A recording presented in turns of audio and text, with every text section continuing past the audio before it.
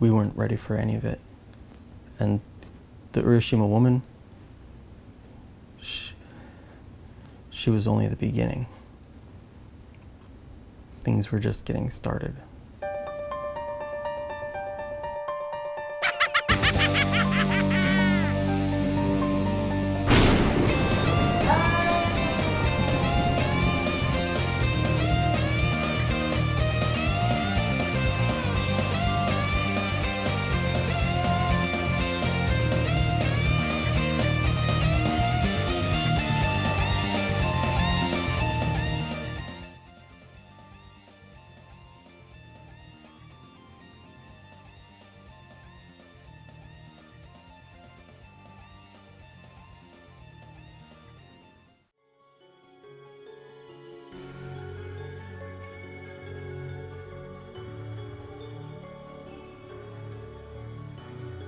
It all started with that black postcard.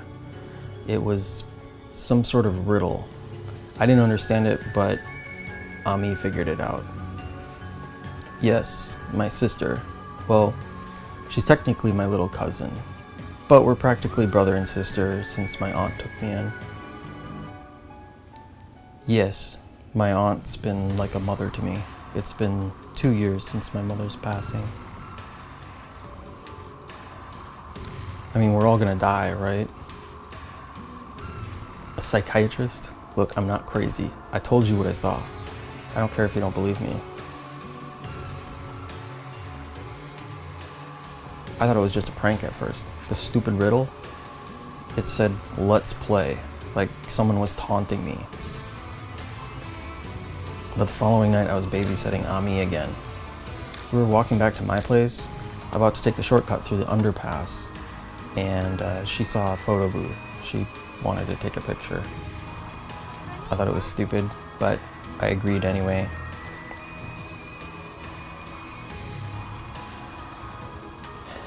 There was something off about that photo. It's like you could sense it, like a weight pulling down at your soul. I'm sure she felt it too, but I told her the machine was broken. I didn't want to scare her or anything.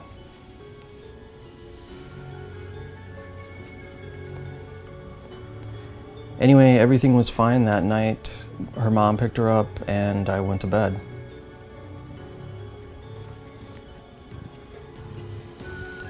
The next day I met Momo Kuruse. Yes, the occult idol. Well, she didn't tell me who she really was at first. She kept it a secret and pretended to just be a fan.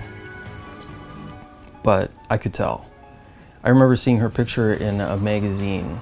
Her face was like a porcelain doll. It was just perfectly sculpted. Of course I'm gonna recognize her.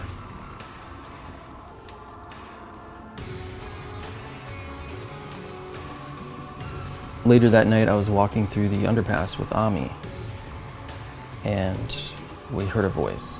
I mean, we both heard it. It was a girl's voice telling us to run, and she didn't want to kill us. I still remember her wavering voice just echoed through me and resonated in the pit of my stomach.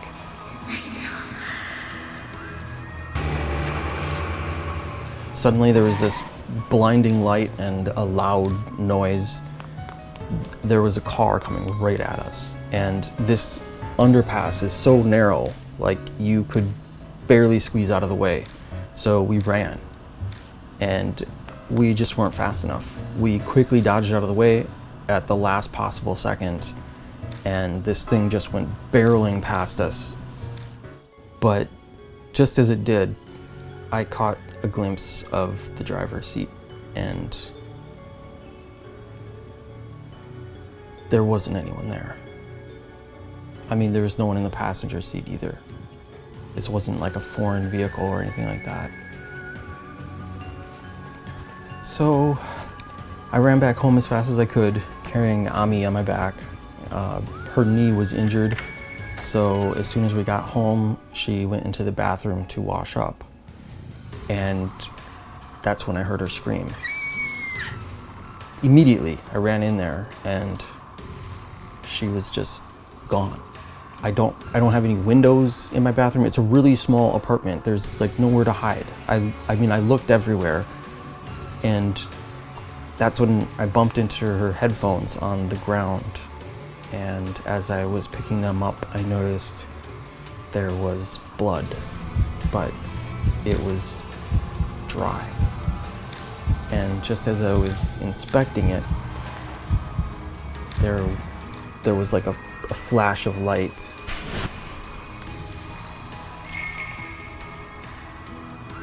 And I saw a face reflected in a mirror.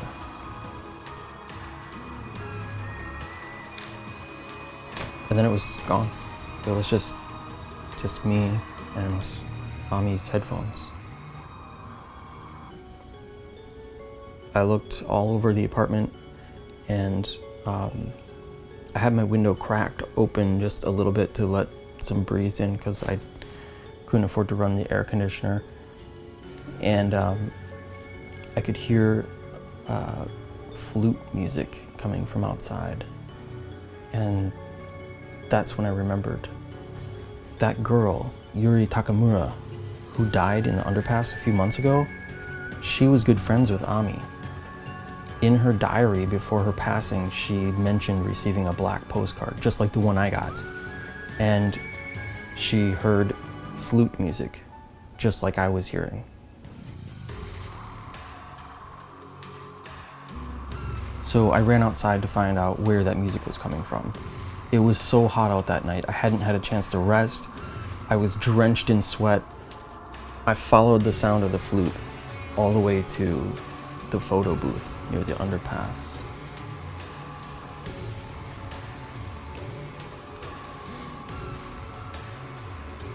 And there was a young girl with white hair looking down at me from the stairs by the road. She had the flute. She said her name was Kakia, and she wanted to play. She wanted to play with all of us. Yuri, Ami. If I didn't play her little game, she was going to make me disappear too. She called it the Urashima woman game.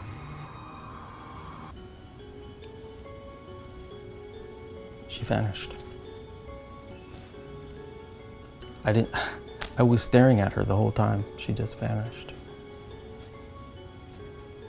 So that's when I called my aunt. I told her the horrible news that her daughter went missing under my care. After everything she did for me, I let her down.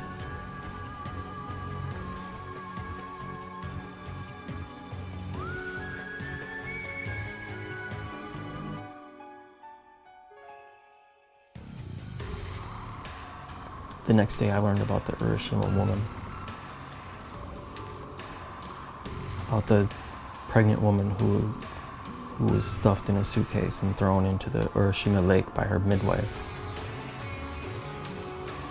They say that if you throw a rock into the lake at the dead of night, you'll see the pregnant, soaking wet woman appear. The woman they call the Urashima woman. I had to make her appear. I had to see if she was real. If I wanted any chance at saving Ami, I had to know for sure. So I went there at night. I threw a rock into the Urashima lake. I didn't see her, but I felt something. It was this chilling breeze, but it wasn't like an empty winter breeze. It was like there was something there. Like my soul was being pulled at from multiple angles.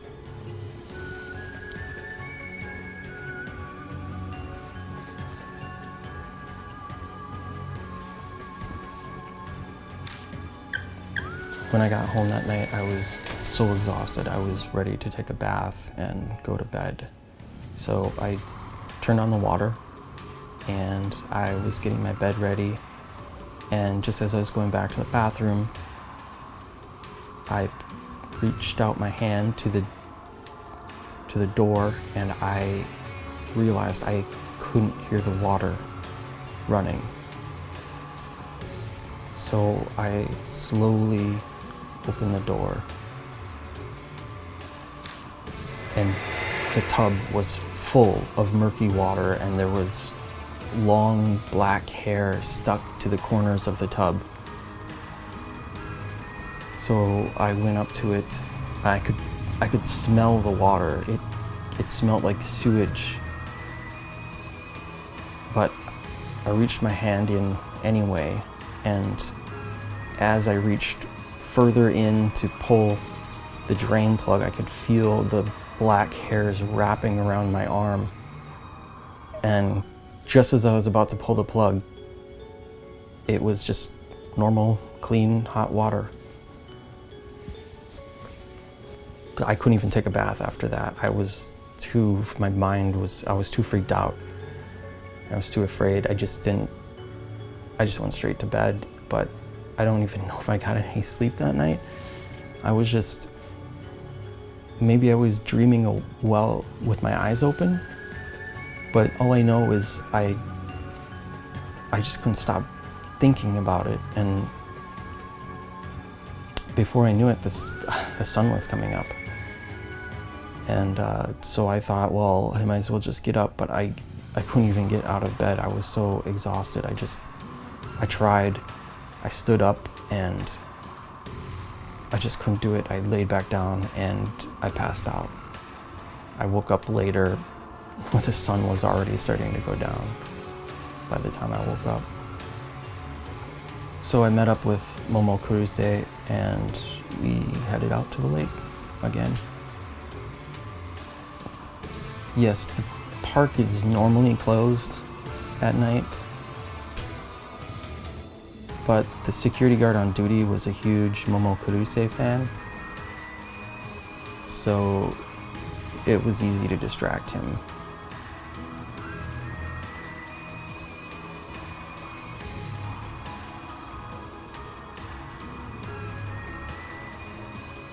When we were inside, I found some more blood by the dock. When I touched it, I had another vision. It was the college woman from the news, the one that died recently by the lake. I saw her. I saw the Urashima woman get her. We kept looking around for clues. There was a baby carriage. I'm not even sure where it came from, but inside we found more blood.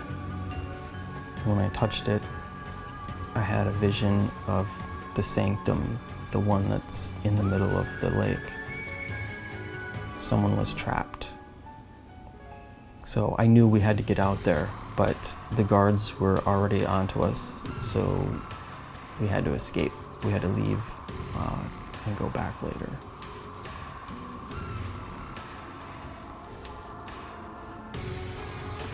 I just was haunted, like at home, in my head. Everywhere I went, I could just see the Urashima woman calling out for her baby. I couldn't escape it.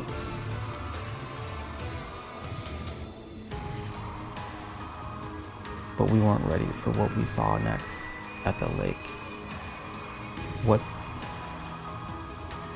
There was more blood, more visions. What that midwife did, I don't